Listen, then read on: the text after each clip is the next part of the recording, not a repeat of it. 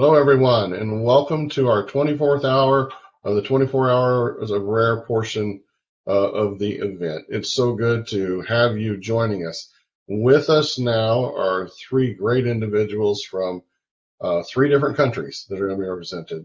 Dr. Daniel Sherman is in Paris, France. Simona is in Rome, Italy, and Daniel is in Spain. And so with that, I'm going to turn the floor over to Dr. Sherman for his presentation. Dr. Sherman, the floor is yours. Thank you. So I'm going to make no more than a 15 minutes presentation. First of all, I want to thank 24 Hours of Rare for giving us the opportunity to present what we are doing for the rare disease field. So we are the Foundation for Rare Disease, and here are our coordinates where you can identify and find us and write to us.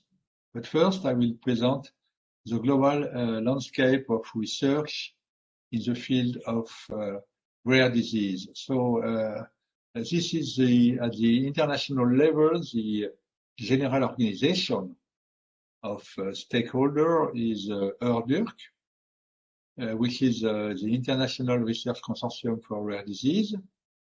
It has several goals, and it's sort of guide for all the rare disease associations which are adherent, and mainly a lot about research and how to accelerate new therapies for rare disease. So they are setting up the goals and the rules, and they are trying to answer questions like access for medical treatment, which can be very expensive to rare disease, repositioning. If you want to know about their activity, you can just go on their site by Googling on HoR. When you get down to the organization of research and patient organization at the European level, you can disseminate three organizations. You have the European Reference Network, the ERN, which bring highly specialized professionals from different EU member states, and they coordinate themselves to progress for their medical practice.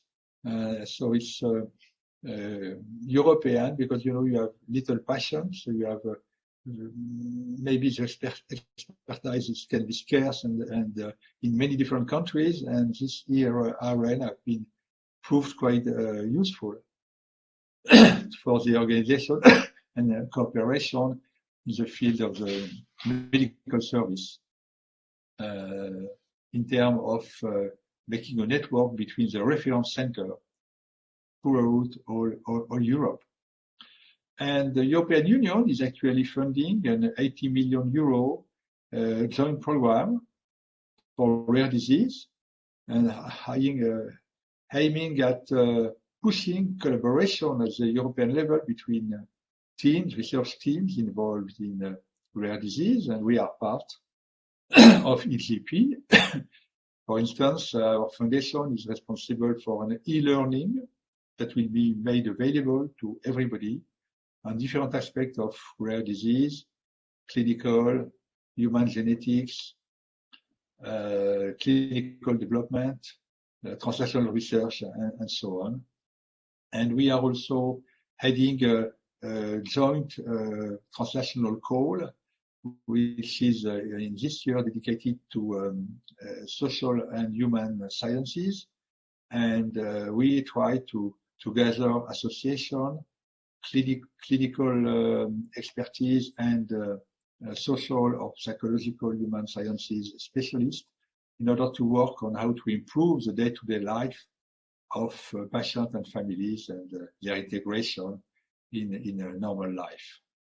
And you have HoR that you may know, which is a non-governmental alliance of patient organizations, which represents about 800 different patient associations throughout Europe, and which is actually lobbying to improve the status of rare disease throughout Europe and even at the United Nations organization level.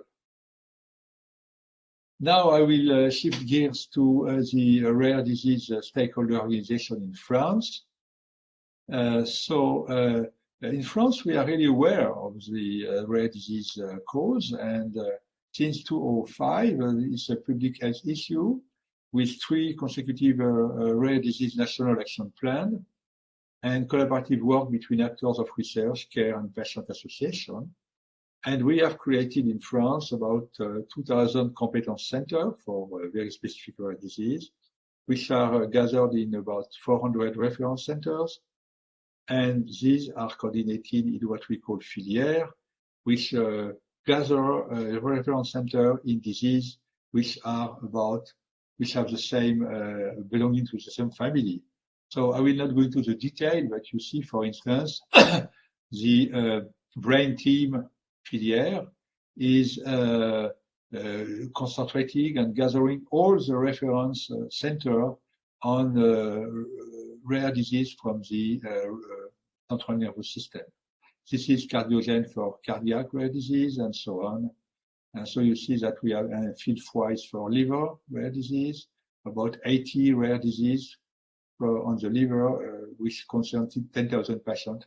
So you see, this is a way for patients and families to get access to quite expertise, and from this filière, they can be directed to the best, to the optimal reference and conference and reference center for their particular disease, because as you know, 6,000 rare disease, you need this kind of classification.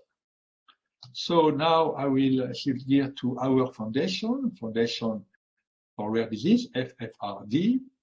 We are a foundation for scientific cooperation. We are created 8 years ago by the Ministry of Higher Education and Research.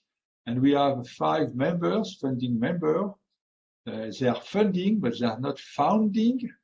Only IFM Téléthon is founding us. The other one were funding us, but they don't give us money anymore. But IFM Téléthon is supporting us. INSER means National Research Institute of Health. We have the conference of the president of university, and we have the conference of the hospitals, French hospitals. So we have the care, people involved in care, we have people involved in research, and we have the organization involved in patient, which is IFM Téléthon for neuromuscular disease, and Alliance Maladies Rares, which gathered about 300 patient associations in France. So what do? We are supporting and financing research through 5 calls for project per year. We have a scientific committee, and the scientific committee is in charge of classification for the project to determine which one we are going to support. We have more than 700 experts. We have a staff which is in all French region, which advise and accompany scientists, doctors, patient associations in order to develop their own scientific panel if they want. We help patient associations for their day-to-day research, and we have also some work with pharma and biotech in order to, I will come later, to fuel pharma and biotech by proof of concept that we mine in the community, in the scientific community. And we are animating and federating the rare disease community. For instance, we organize the RARE meeting in France. We organize a yearly scientific meeting on rare disease. We organize scientific symposium on a regular basis at the national and regional level. And we also give lessons on what is research for rare disease, lectures for Alliance and other stakeholders. Our objective is how to help understanding rare disease. So we finance projects in the field of diagnostics, and as this call is called genomics because it's a human genetic call. We finance research for new treatment, disease mechanisms, therapeutic approaches, preclinical development, and we have calls for financing models for rare disease. You know, it's very important in order to find a solution before going to human. Translational call in large animal study and high throughput screening And we have what we call human sciences, social and human sciences call, in order to improve day-to-day life and to study how to improve social and professional isolation of the patient and their family. And this is original because for every project that we support, we need a consortium of 3 partners. One SSS team, psychological or ethics or sociology, 1 clinical team and 1 patient association. If we don't have these 3 partners, we don't support the project. So since our creation, we have received more than 1,000 submitted projects. We have granted about 400, which is about 35–36% success. We don't want people to lose their time writing grants that are not going to be supported. So we want a high rate of granted. We have spent more than 12 million funds, and we are working with a specific platform in order, for instance, to build up the models of rare disease. So 30% success rate, and we have been able to finance some human genetic studies that have identified more than 90 genes which are causative of rare disease, because 90% of rare disease are genetic disease. We accompany the proof of concept from academic teams, and we scout them and we present this proof of concept to big pharma and biotech. We don't take any compensation from the teams, from the academic team. We don't take any intellectual protection. We are here to help and to serve, so we have no conflict of interest. We just have a role of putting in contact the academic teams with potential big pharma and biotech that will develop their proof of concept toward a drug. And we accompany, help patient association. We have different way of helping them: information and scientific research, strategic and organizational advice, linking with researcher, expert identification, editing calls for project, fund management, assistance with contracting, and we can manage their scientific project if we make a contract with them. And all this is at no cost, which means if an association wants to finance a project and they have gathered 20,000 euros to finance a scientific project, we find the laboratory and we make the convention with the association. They give us the 22,000 euros, and then we make a scientific agreement with the lab, and we monitor the project. We ask for regular report, and we deliver. We give the 100% of the money that we receive from the association. If we receive 20,000 euros, we will dedicate 20,000 euros to the academic team to do the project. We don't keep anything. We think that all the money from the association has to go to the science that is going to use it to find eventually a cure. So we have some partnership, like for instance, we have some partnership with some GIRC means group, regional groups for clinical investigation, hospitals. We made some common call for project with them, and we made them accept that they could finance by their own funding 450,000 euros. It was not our money. They invested in rare disease because we convinced them of the utility of investing in rare disease. We are working, for instance, with the Hospital University network on a cure of overgrowth syndrome with Professor Guillaume Cano, which obtained incredible result to cure some overgrowth syndrome by repositioning of drugs. We have a regular, as I mentioned, a scientific event. We try to promote e-health project by organizing the workshops and trying to find the funding, to find working people that are going to help to pay for this project. Like we try to interest companies, and we try to interest insurance company to finance this project. And we are partner of the European Rare Disease Consortium. And with this, I would like to thank you for giving me the opportunity to present the work of our foundation. So if you want to find us, we have an internet site in English and in French, Fondation Maladies Rares, or Foundation for Rare Disease. You will find us on our internet site, and I would be welcome to answer I would be happy to answer your question. Thank you.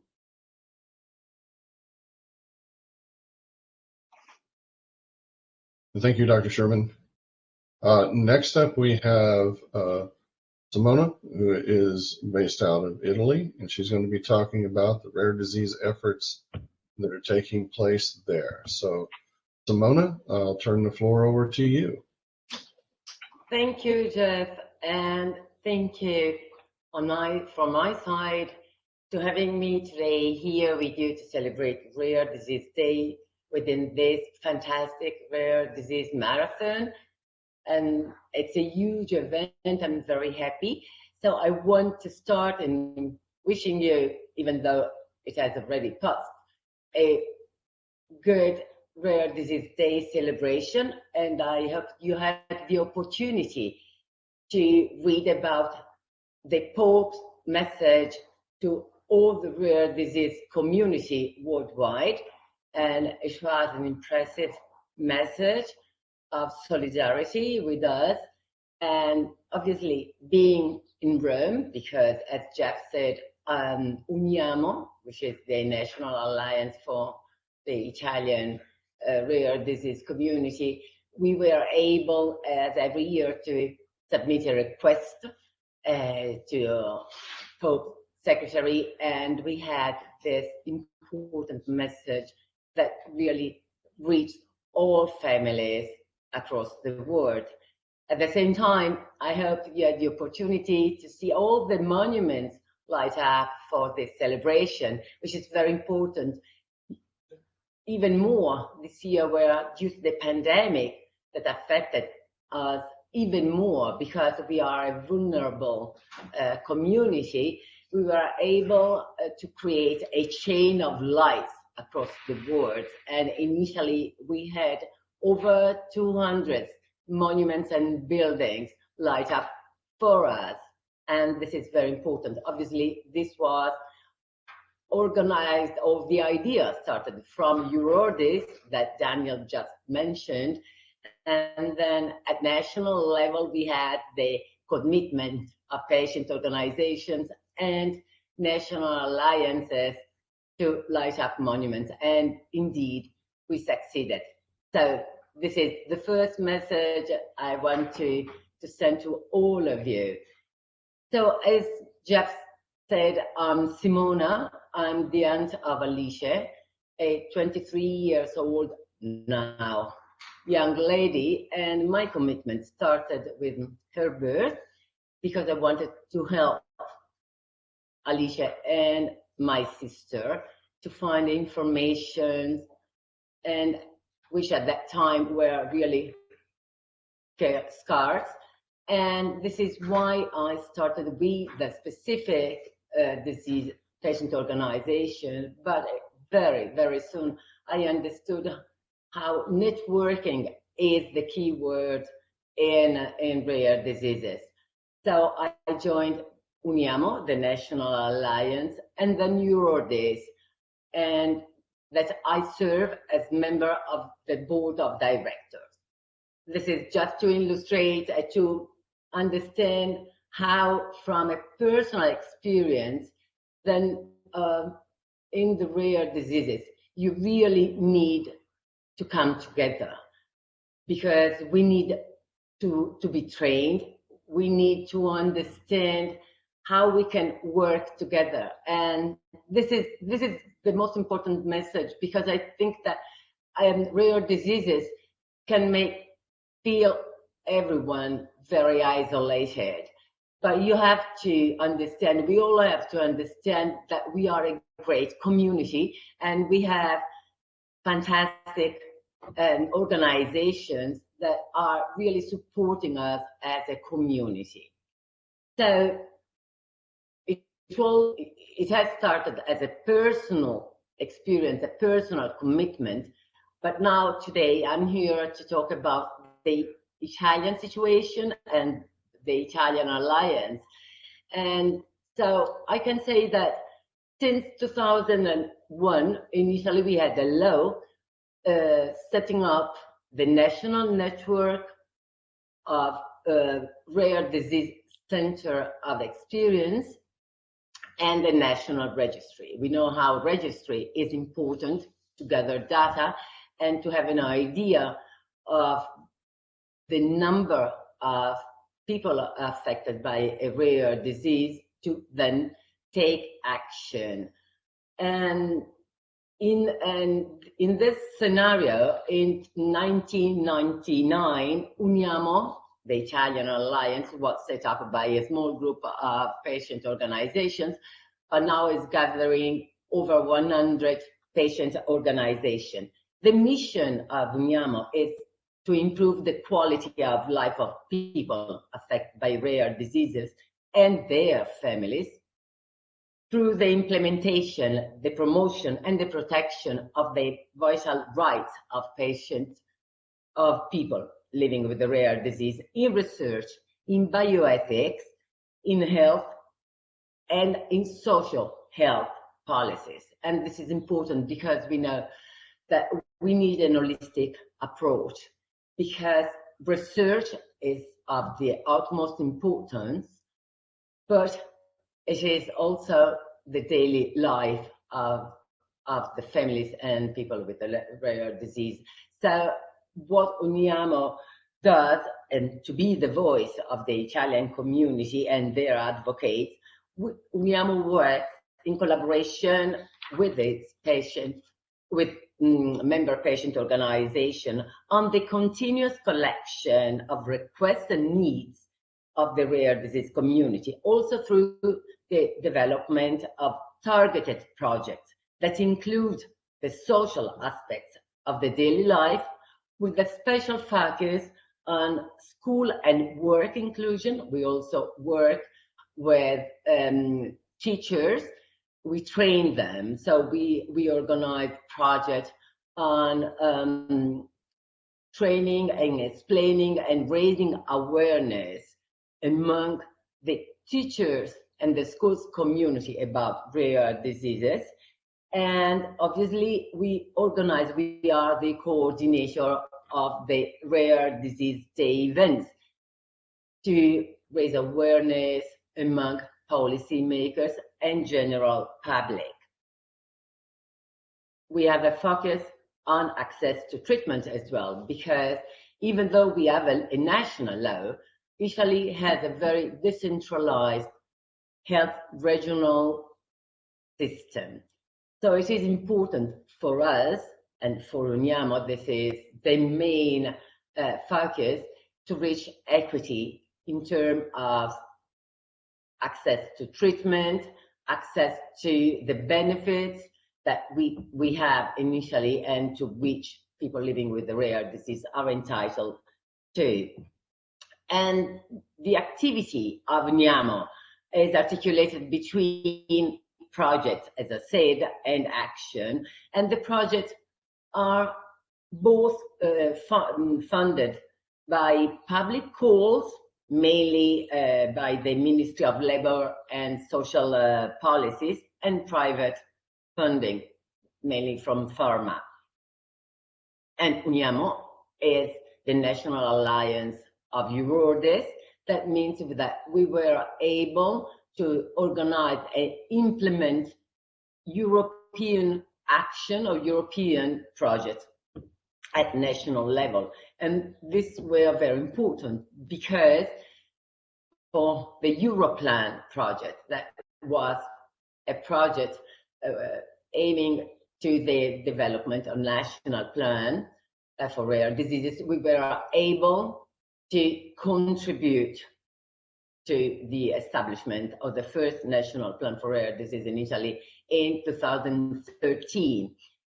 Then the national plan expired 3 years later, and only recently a committee was organized for the update of this national plan, and Uniamo sits in this committee. And the Uniamo office is not so big as we heard from our friend Daniel in France. So it's just composed by a secretary and obviously a volunteer and administrative staff. That means that we rely very much on the volunteers. I'm one of the volunteers. I'm the representative for the activity at European level, but each member of the board of directors is in charge of one specific activity. So going back to the national scenario, we have to say that we are very proud that Italy is the European country with the highest number of rare diseases, mainly metabolic, included in the mandatory public newborn screening program. That means they are for free and they are mandatory in every single region. And Uniamo sits in the committee in this national coordination group for newborn screening to ensure the uniformity. Again, this is what I was mentioning before, the uniformity at regional level and the quality of the test throughout the national territory. And now for the inclusion of new diseases in the panel of the screened disease. Uniamo also worked with its member patient organization on a position paper to cover all the aspects of the extended newborn screening system. Another important action or project started in 2014 when Uniamo started collecting from all relevant national key stakeholders data and figures of the actions envisaged by the national plan, and every year in July Uniamo presents the monitorare. So it comes from monitoring, rare, monitorare, this monitorare report, which is the unique example in Europe of a report on the condition of people living with a rare disease made by a patient organization. This report is a public analysis and comparative evaluation of the national system and the different regional systems in the care of people living with a rare disease. And it has proved as a reliable work, also essential in promoting the debate among institution and patient organization and the involvement of patient representatives in several national, regional committee or board on rare diseases. And that's to assure the engagement of patient representatives in all the processes that regards our lives. So we are very happy. We could do more, and we are doing more, and we just set up an agreement with the National Center on Rare Diseases for a newsletter which appears on the website of the Health Ministry. So that was a great recognition of the activity that Uniamo is carrying out. And we are moving forward, so the update of the national plan, but also a national law on rare diseases. And Uniamo is involved in this after a sort of debate with patient organizations, because our voice has to be heard, and Uniamo is aiming to this and to have our needs and rights recognized and addressed in all the laws and actions that we are trying to achieve. So I hope this is a message of obviously commitment, but also hope, because if I remember how the situation was 23 years ago when I started, and I mentioned earlier the scarce information. But now, thanks to ERNs, just mentioned by Daniel, so the European Reference Network, the involvement of patients that now is required by courts and by the European Commission. National alliances, so Uniamo in Italy, is involved in all the activity, and it is considered a reliable partner. So we are moving forward, and I'm sure we will achieve great goals in order to improve the quality of life of every person affected by rare disease and the family. With this, I've finished, and I thank you very much, Jeff.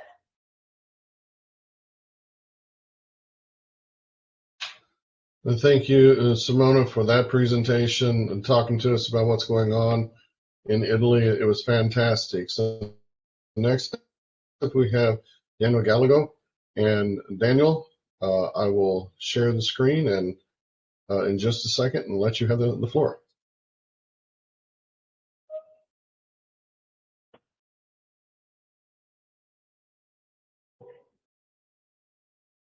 Oh, great. Okay. Thank you very much for the invitation. My pleasure and honor to be involved in the Rare Disease Day.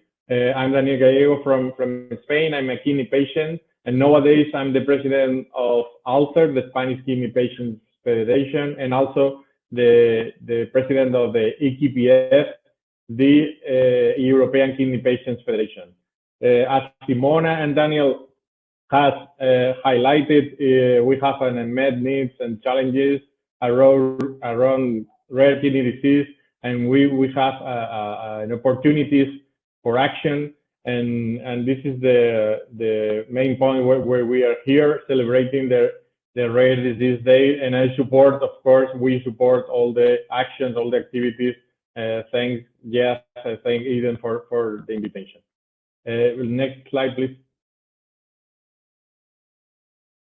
I'm going to share with you the overall vision about the kidney disease burden worldwide, because close to 760 million citizens suffer from kidney health conditions. So this is one in 10 people, and nobody realized about that. And specifically in kidney disease, we have a rare kidney disease among the disease conditions. So it is truly important that everybody knows about the rare kidney disease around the world. Next slide, please. Chronic kidney disease are now in the top 10 of cause of death around the world, and the main concern of us is that in the 2040 will be on the 5th cause of death.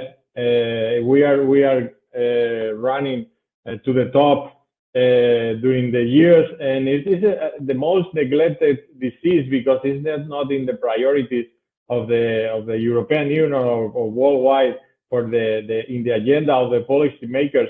And we are really truly concerned about the kidney disease for the incoming years. Next.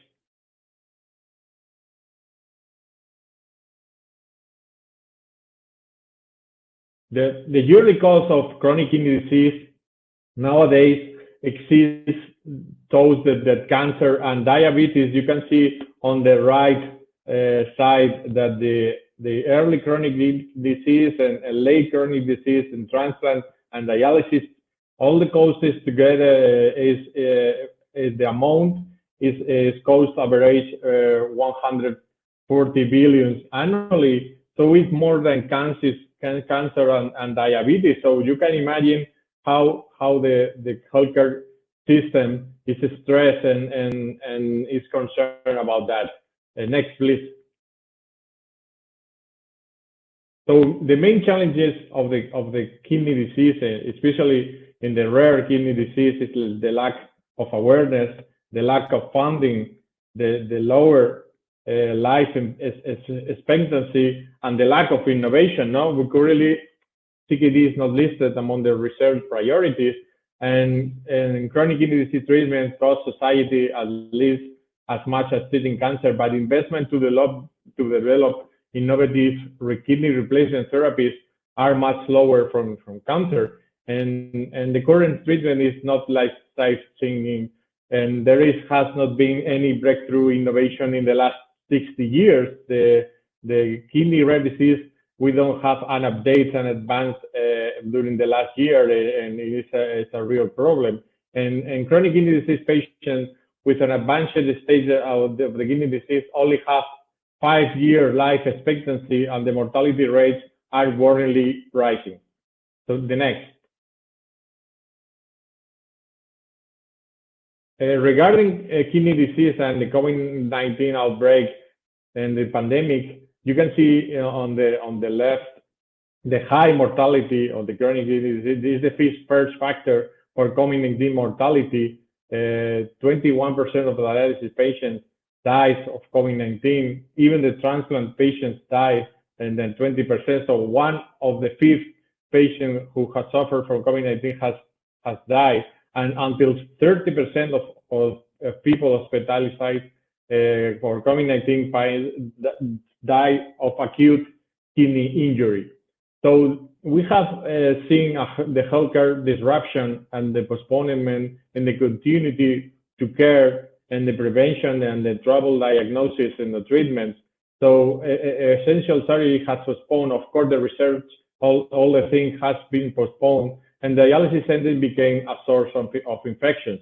So the activity of organ donation and transplantation has decreased until 80%. So this is because we are claiming that the chronic kidney disease patients should be among of the priority groups for COVID-19 vaccination. And related with all of that, we have the mental health disorders in the kidney disease, because COVID-19 increased CKD patient stress and discomfort because the fear of catching COVID-19 and unclear public health guidance, and the fear of going to the hospital to undergo dialysis 3 times per week. And we have poor access to the health professionals. Next, please.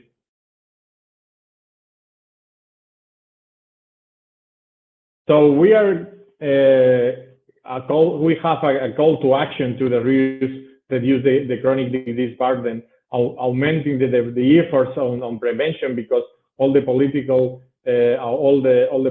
will be to the prevention and early detection. So establish an EU framework for the prevention and make research in the kidney replacement therapies in EU a priority. This is because we are struggling to reduce the CKD burden, encourage the research projects on the links between cancer and kidney disease, because it is establishing this funding mechanism that will allow the spur innovation in kidney replacement therapies. And the next, please. This call to action tries to collect and share all the data registry, because we need a real picture of what is going on in the kidney disease, and specifically in rare kidney disease, to creating an institution, the system to collect and compare all CKD data through the European Center for Disease of Prevention. And we are promoting the home therapies, because chronicity to be managed at home whenever is possible, and to take the digital tools. Yes, we are promoting home therapies and initiate the second EU action plan for organ donation and transplantation. But we would like to encourage initiatives through EU for Health that support uptake digital tools and digital health literacy programs to try to tackle all the problems at home whenever it's possible. And then next, please.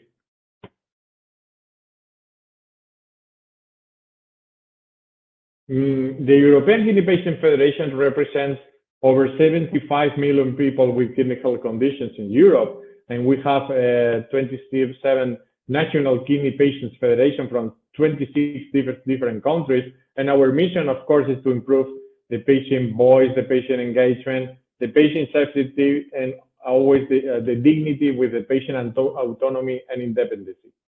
The next, please.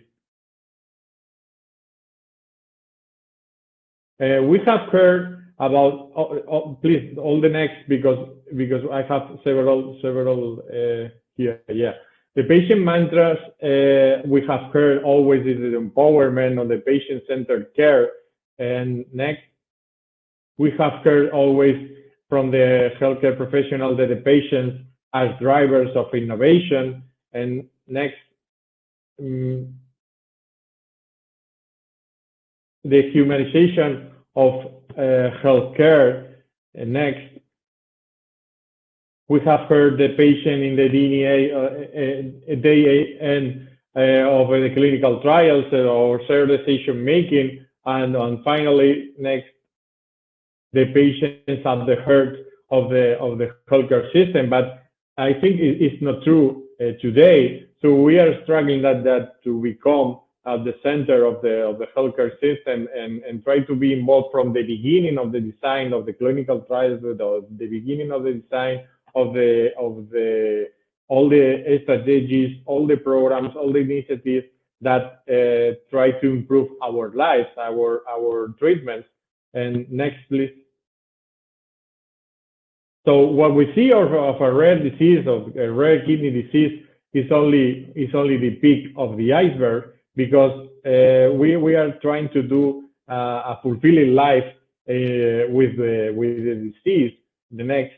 So below the peak of the disease is the daily life activities, the daily activities at home, the ability to work, ability to travel. The human impact of the rare disease is what really matters to the patient, and we are focused on that, to try to incorporate the perception of life, the perception of the reality is what really matters to the patient, not only survival, not only the kidney function, or not only the clinical aspects, but also the economical and social and human impact. And next, please.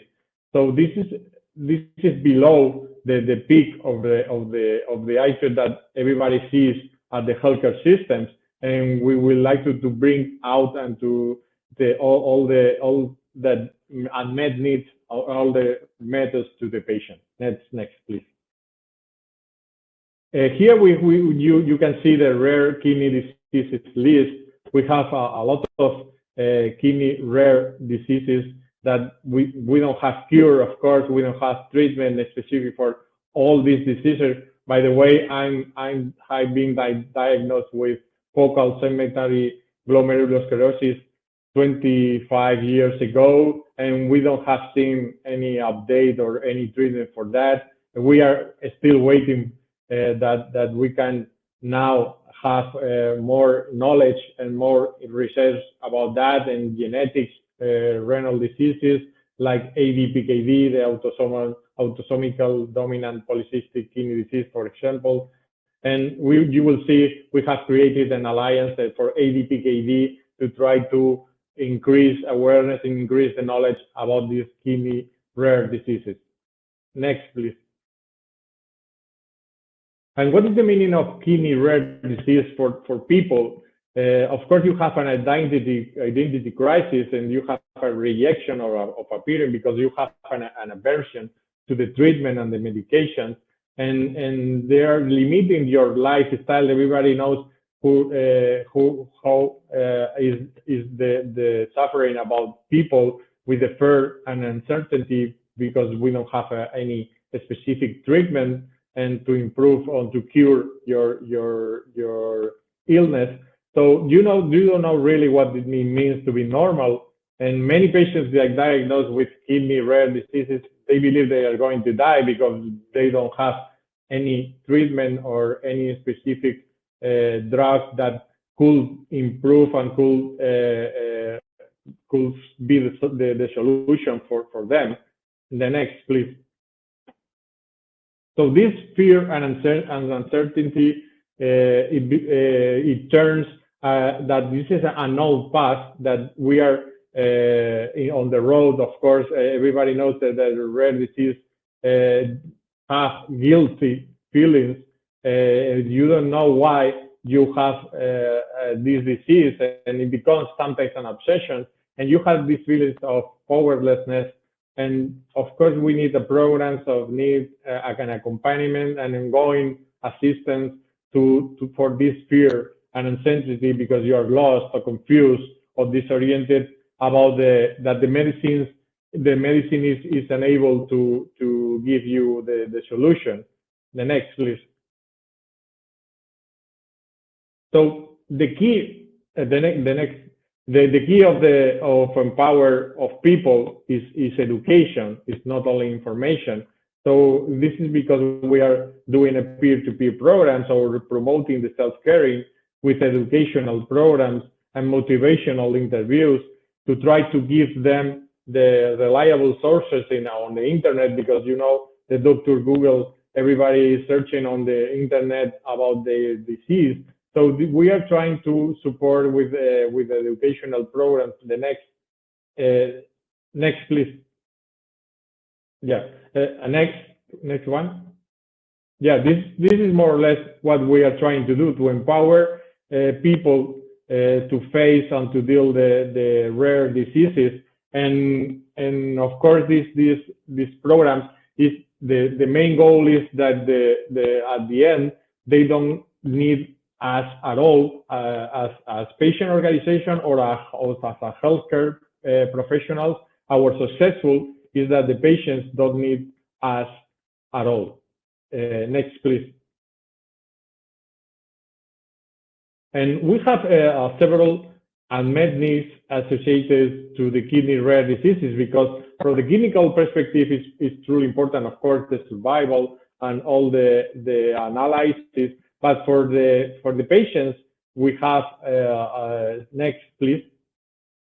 You can pass everyone now, because we don't have until now a solution for the pruritus or for the sleeplessness during our journey. And the next one, we feel fatigue and we are not able to do the daily activities live.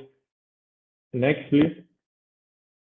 And we suffering from the chronic pain, and of course we are struggling with emotional disorders like stress, anxiety, depression, and the mental health is truly important for us. And one thing that we usually forget about the professionals is the sexuality. Next one. The next. And the sexuality, of course, it really matches to everybody, and the sexuality is present on the lifelong, is present on the whole of your life. So I think it is truly important. Next one, to tackle and to address all the unmet needs that to associate to the kidney rare diseases. Next one.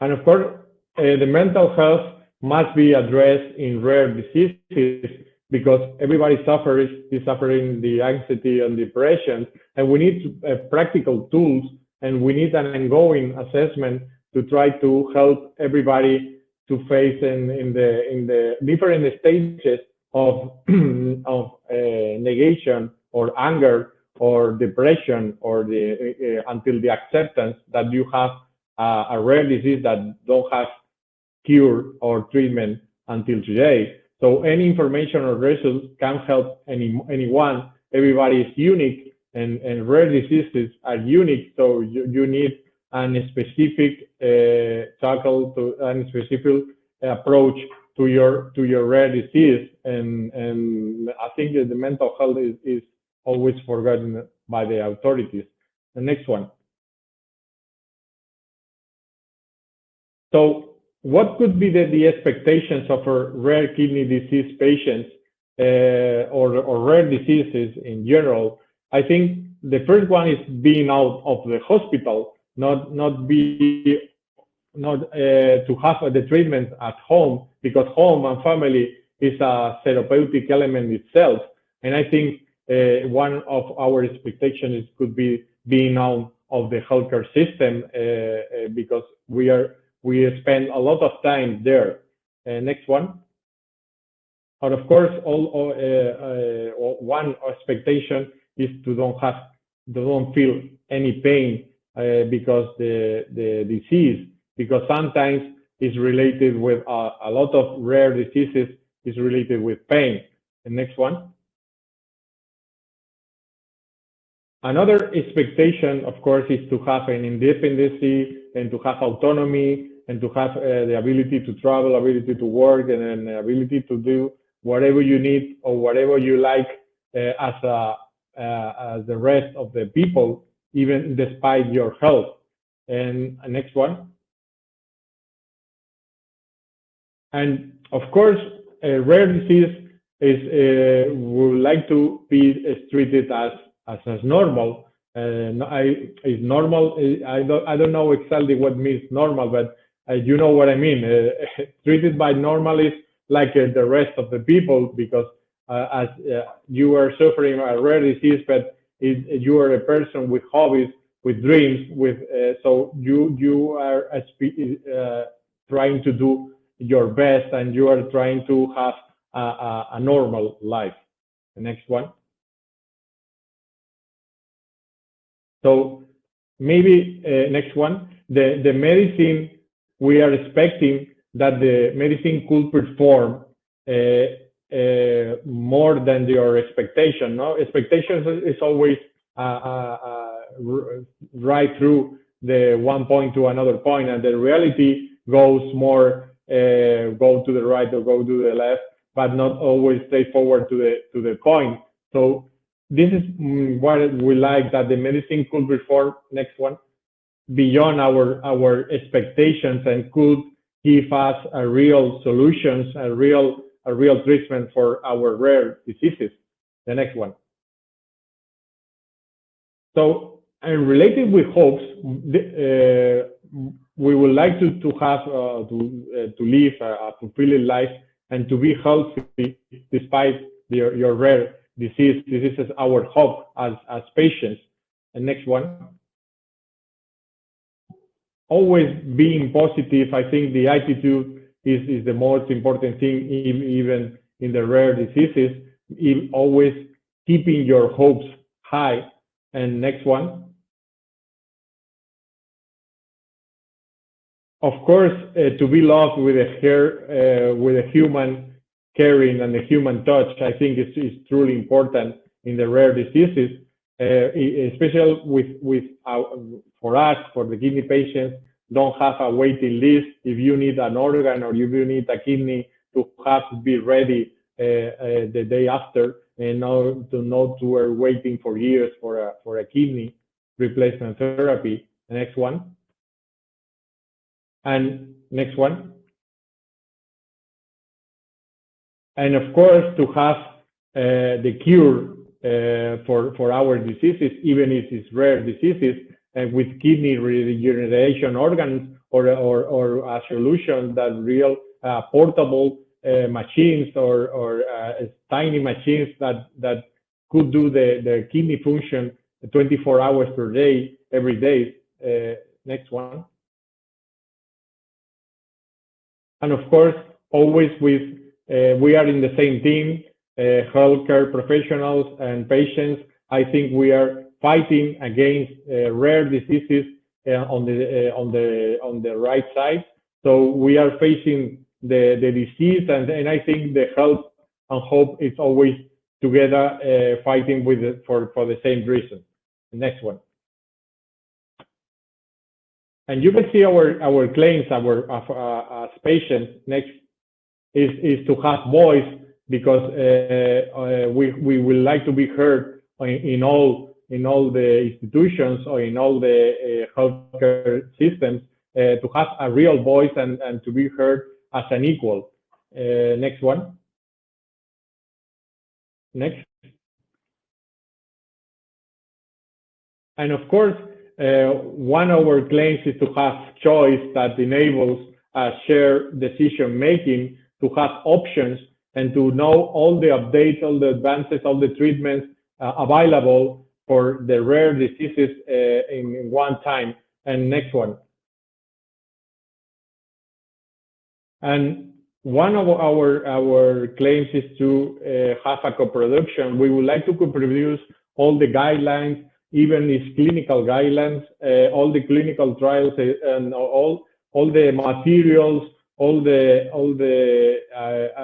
approaches that we could co-produce with the healthcare professionals and all the stakeholders, with the industry, and the patient organization must co-produce these materials, because it's what really matters to us. And finally, next one.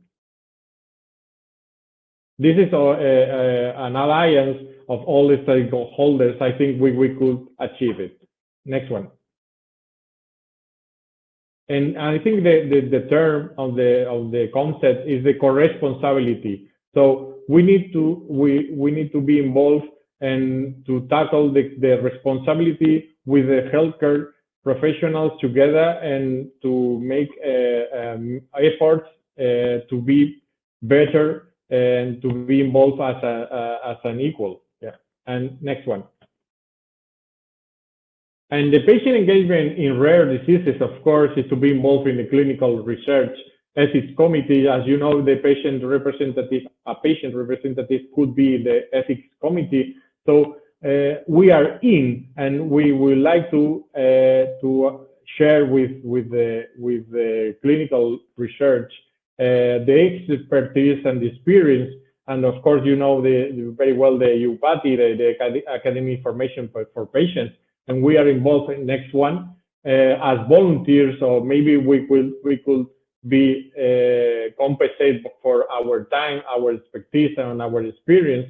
And I think the patient report outcomes measures and the patient report experience measures is crucial to be incorporated to the clinical research and the clinical trials. Next one.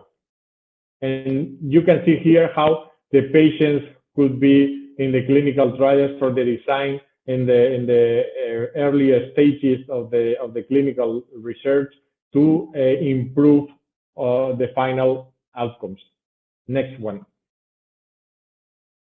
And because we would like to have a one step beyond and sit at the table with all the stakeholders and our opinion to be heard, to design all the health policies process and the health strategy committees in development this clinical guideline and the care process, they design evaluation of the results. This is the one step beyond. We are asking for the policymakers and the research institutions to be involved like one. Okay, next one. And this is an example of an alliance we have created in Spain in 2015. 7 organizations, including patient organizations, medical societies of nephrology, nurses, and of course the research institutions. We are trying to create this alliance to improve this rare kidney disease, what is ADPKD, the autosomic dominant polycystic kidney disease. And this is, I think, a good example of alliance to improve the knowledge and to improve the outcomes. Next one. This alliance of ADPKD is a multidisciplinary team made up for patient and healthcare professionals involved in the fight against ADPKD. The alliance works in collaborative and dialogue environment to develop recommendations and guidelines which to improve the healthcare received by patients with the disease in Spain. Next one. And we have published a white book, and I think we need more white books in rare diseases to increase the knowledge, to improve the outcomes, and to tackle the disease with the one only perspective for all the stakeholders involved. Next one. And last but not least is to take rare HoR messages. I think for us, for the kidney rare diseases and rare diseases in general, the crucial and the real important is the human and caring touch. And to have this slogan, or it's no decision about me without me. This is because we would like to be involved, and we are always promoting the self-caring and empowerment of people with education. So please ask for strategies and programs in rare diseases.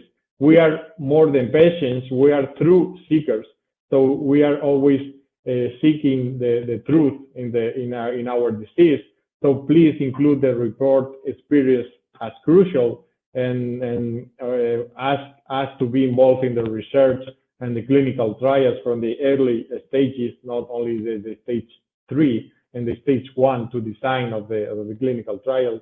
And I think we should work in the acceptance of the rare disease of the patients, because on the acceptance of you have a lifelong disease, it's truly important that to manage everything. And my final message is rare disease is like a ride on a bicycle.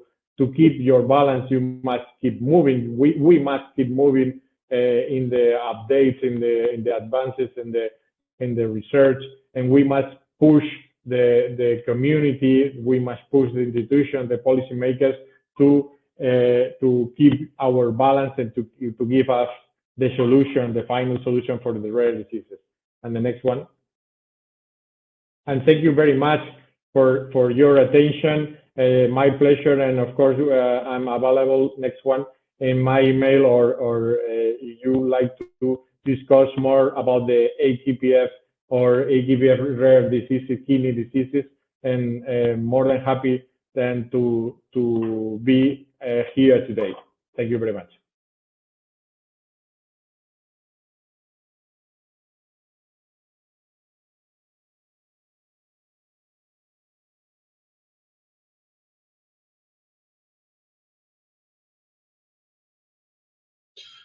Thank all of you very, very much for your time today. This has been just amazing. Do have a couple, just real brief, 2 quick questions to ask to see what everybody's feedback is. Is that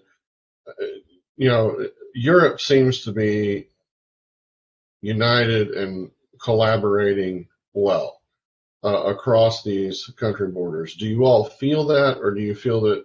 I mean, obviously, there's probably always wanting more collaboration, but how do you see that? Do you think that there is good collaboration there? Well, I think Daniel and Simona have an alliance that they could answer, but of course, from my perspective, we have a lot of work to do, because we are incorporating to the committees, to the roundtables, to the trials, but yeah, everything is still to be done, and I think it's the beginning, and at least they are calling us, and they are trying to involve us as a patients, but yeah, we are in the beginning of the road. In research is going well. I mean, the coordination at the research and clinical level in Europe is really a success. It has to be improved and enlarged, but we are on a good track. Indeed, if I may add just a few words, I fully agree with Daniel, both of them. And Daniel mentioned IRDIC, which is a worldwide consortium, but also ERNs, the European Reference Networks.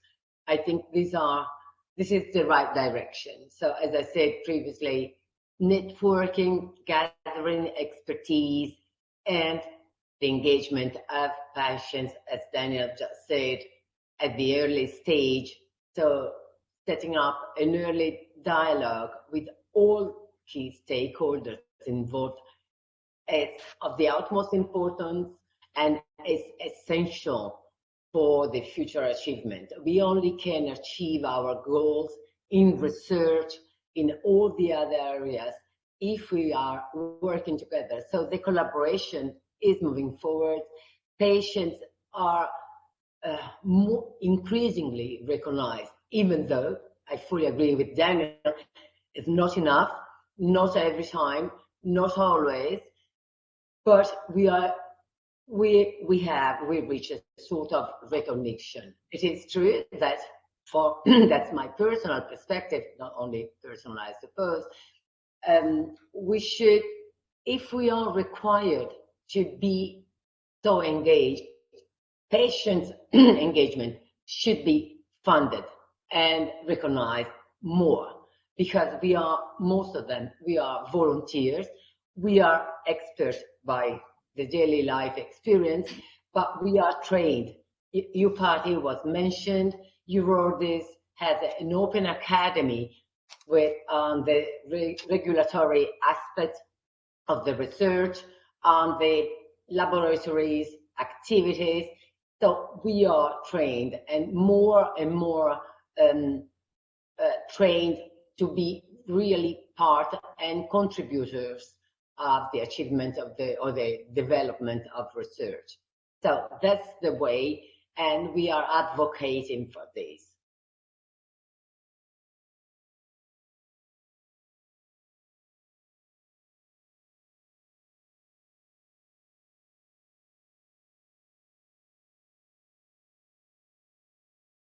Did we answer to your question, Jeff?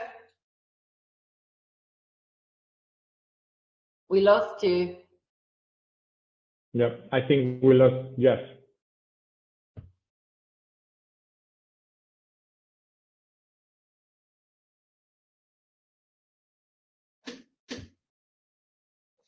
Okay. Okay. Well, while we are waiting, yes. Yes. Sorry that I had a little technical difficulty there. Can everyone hear me now? Yes, we can. All right.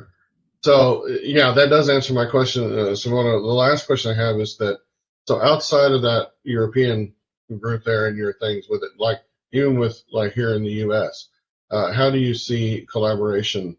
Does it work well coming across the pond, so to speak, with this? And what can we do to make that even a little bit more seamless? Yeah, but it does, as Daniel, the French Daniel mentioned, IRDIRC, it's the both sides of the oceans consortium. So we are working together on the both sides, and I'm sorry. And it is true that we have to go cross borders. Research has no borders, it shouldn't have any borders, because we can only achieve our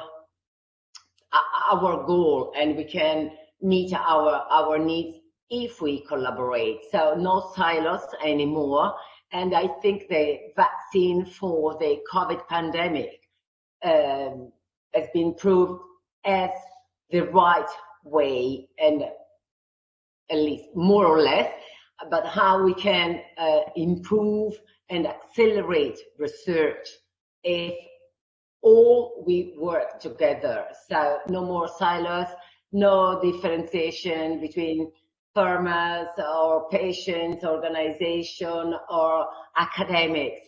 But if all experience is put together, that's the only way to move forward. Both sides of the oceans, obviously. Yeah, I think, you know, we in the field of rare disease, the emerging biotherapy, gene therapy, cell therapy, genetic pharmacology, interfering siRNA. I mean, the American USA are so fast and so strong. We have to work with on both sides, because it will benefit the patient. They have the infrastructure to go fast, and I mean, if we combine science and the power on both sides, it is the only way, because these are rare disease, small number of patients, scarce resources, and actually more resources in USA than in Europe. So we have to work with USA, and we have to. I am in the case now of practical case. I was speaking this morning with a family, and we might finance an animal model for a specific rare disease, but they are working with an American foundation, and they were asking, are we going to share the models that we are going to make in Europe? And I said, yes, of course. I mean, if we build a mouse model, it has to be able to go to any teams that would be able to work on it to improve and to go faster on therapies.